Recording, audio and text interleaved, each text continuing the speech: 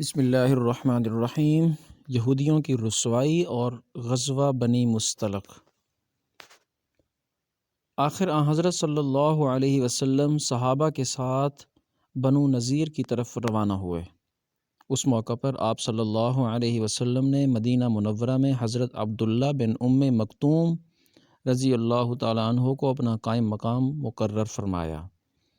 جنگی پرچم حضرت علی بن ابی طالب رضی اللہ تعالیٰ عنہ نے اٹھایا۔ نبی کریم صلی اللہ علیہ وسلم اسلامی لشکر کے ساتھ آگے بڑھے۔ شام کے وقت مسلمان بنو نذیر کی بستی میں پہنچ گئے اور وہاں پڑاؤ ڈال دیا۔ ادھر یہودی اپنی حویلیوں میں بند ہو گئے اور چھتوں پر سے تیر برسانے لگے، پتھر گرانے لگے۔ وہ دن اسی طرح گزرا۔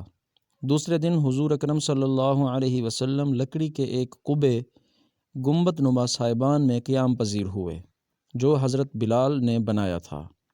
یہودیوں میں سے ایک شخص کا نام غزول تھا، وہ زبردست تیر انداز تھا۔ اس کا پھینکا ہوا تیر دور تک جاتا تھا۔ اس نے ایک تیر نبی کریم صلی اللہ علیہ وسلم کے قبے کی طرف پھینکا، تیر وہاں تک پہنچ گیا۔ یہ دیکھ کر صحابہ کرام رضی اللہ عنہم نے حضور اکرم صلی اللہ علیہ وسلم کے حکم سے قبے کو ذرا دور منتقل کر دیا۔ رات کے وقت حضرت علی رضی اللہ تعالیٰ عنہ غائب ہو گئے۔ یہ دیکھ کر صحابہ کرام رضی اللہ عنہم کو حیرت ہوئی۔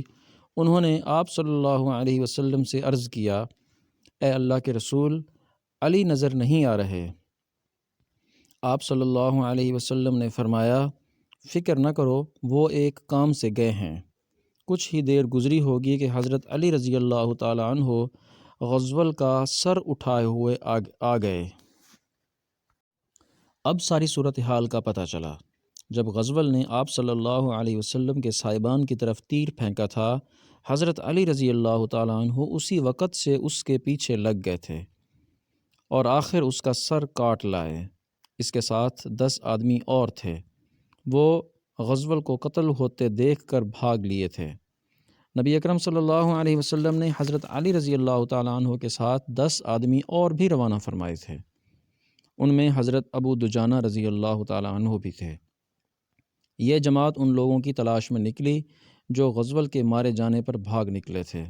آخر اس جماعت نے انہیں جا لیا اور سب کو قتل کر دیا۔ بنو نذیر کا محاصرہ جاری رہا یہاں تک کہ 6 راتیں گزر گئیں۔ اس دوران منافق عبداللہ بن ابی برابر یہودیوں کو پیغامات بھیجتا رہا کہ تم اپنی حویلیوں میں ڈٹے رہو، ہم تمہاری مدد کو آ رہے ہیں، لیکن یہودیوں کو اس سے کوئی مدد نہیں پہنچی۔ اب تو یہود کا سردار حی بن اخطب بہت پریشان ہوا۔ کچھ عقل مند یہودیوں نے اسے عبداللہ بن ابی کے مشورے پر عمل نہ کرنے کے لیے کہا تھا، لیکن حی بن اخطب نے ان کی بات نہیں مانی تھی۔ اب انہوں نے طانے کے طور پر کہا، عبداللہ بن ابی کی وہ مدد کہاں گئی جس کا اس نے وعدہ کیا تھا اور جس کی تم آس لگائے بیٹھے تھے؟ وہ کوئی جواب نہ دے سکا۔ یہودی اب بہت پریشان ہو چکے تھے۔ ادھر نبی کریم صلی اللہ علیہ وسلم سختی سے ان کا محاصرہ کیے ہوئے تھے۔ آخر اللہ تعالیٰ نے یہودیوں کے دلوں پر مسلمانوں کا رعب طاری کر دیا۔ انہوں نے نبی اکرم صلی اللہ علیہ وسلم سے درخواست کی کہ انہیں یہاں سے نکل جانے دیا جائے۔ وہ ہتھیار ساتھ نہیں لے جائیں گے، البتہ اپنا گھریلو سامان لے جائیں گے۔ نبی اکرم صلی اللہ علیہ وسلم نے ان کی یہ درخواست منظور کر لی۔ چنانچہ یہودیوں نے اپنے اونٹوں پر اپنی عورتوں اور بچوں کو سوار کر لیا اور اپنا سارا سامان بھی اس پر لاد لیا۔ یہ کل 600 اونٹ تھے۔ ان اونٹوں پر بہت سا سونا، چاندی اور قیمتی سامان تھا۔ اس طرح بنی نذیر کے یہ یہودی جلا وطن ہو کر خیبر میں جا بسے۔ خیبر کے یہودیوں نے انہیں وہاں آباد ہونے میں مدد دی۔ کچھ لوگ شام کی طرف بھی چلے گئے۔ غزوہ بنی نذیر کے بعد غزوہ ذات الرقاع، غزوہ بدر ثانی اور غزوہ دومت الجندل پیش آئے۔ یہ چھوٹے چھوٹے غزوات تھے جو یکے بعد دیگرے پیش آئے۔ پھر غزوہ بنی مصطلق پیش آیا۔ قبیلہ بنو مصطلق کا سردار حارث بن ابی ضرار تھا۔ اس نے حضور اکرم صلی اللہ علیہ وسلم سے جنگ کے لیے ایک لشکر تیار کیا۔ اس لشکر میں اس کی قوم کے علاوہ دوسرے عرب بھی شامل تھے۔ اس اطلاع پر حضور اکرم صلی اللہ علیہ وسلم نے بھی جنگ کی تیاری کی۔ اسلامی لشکر 2 شعبان 5 ہجری کو روانہ ہوا۔ ادھر جب حارث بن ابی ضرار اور اس کے ساتھیوں کو مسلمانوں کی آمد کی خبر ملی تو بہت سے لوگ بدحواس ہو کر حارث کا ساتھ چھوڑ گئے اور ادھر ادھر بھاگ نکلے، یہاں تک کہ آپ صلی اللہ علیہ وسلم صحابہ کرام کے ساتھ اس قبیلے پر حملہ آور ہوئے۔ مسلمانوں نے ایک ساتھ مل کر مشرکوں پر حملہ کر دیا۔ یہ حملہ اتنا شدید تھا کہ ان میں سے 10 فوراً مارے گئے، باقی گرفتار ہوئے۔ ان کی عورتوں اور بچوں کو بھی گرفتار کر لیا گیا۔ ان قیدیوں میں بنی مستلق کے سردار حارث بن ابی ضرار کی بیٹی برہ بنت حارث بھی تھیں۔ مال غنیمت تقسیم ہوا تو برہ ثابت بن قیس رضی اللہ تعالیٰ عنہ کی تحویل میں آ گئیں۔ اب ثابت بن قیس رضی اللہ تعالیٰ عنہ نے برہ سے طے کیا کہ اگر وہ 9 اوقیہ سونا دے دیں تو وہ انہیں آزاد کر دیں گے۔ یہ سن کر برہ نبی اکرم صلی اللہ علیہ وسلم کے پاس آئیں اور کہنے لگیں، اے اللہ کے رسول، میں مسلمان ہو چکی ہوں۔ میں گواہی دیتی ہوں کہ اللہ تعالیٰ کے سوا کوئی معبود نہیں۔ ہمارے ساتھ جو ہوا اس کو آپ جانتے ہیں۔ میں قوم کے سردار کی بیٹی ہوں۔ ایک سردار کی بیٹی اچانک باندی بنا لی گئی۔ ثابت بن قیس نے آزاد ہونے کے لیے میرے ذمے جو سونا مقرر کیا ہے وہ میری طاقت سے کہیں زیادہ ہے۔ میری آپ سے درخواست ہے کہ اس سلسلے میں میری مدد فرمائیں۔ اس پر نبی اکرم صلی اللہ علیہ وسلم نے ارشاد فرمایا، کیا میں تمہیں اس سے بہتر راستہ نہ بتا دوں؟ برہ بولیں، وہ کیا اے اللہ کے رسول؟ آپ صلی اللہ علیہ وسلم نے ارشاد فرمایا، تمہاری طرف سے سونا میں دے دیتا ہوں اور میں تم سے نکاح کر لوں۔ اس پر برہ بولیں، اے اللہ کے رسول، میں تیار ہوں۔ چنانچہ آپ صلی اللہ علیہ وسلم نے حضرت ثابت بن قیس رضی اللہ تعالیٰ عنہ کو بلایا، برہ کو ان سے مانگا۔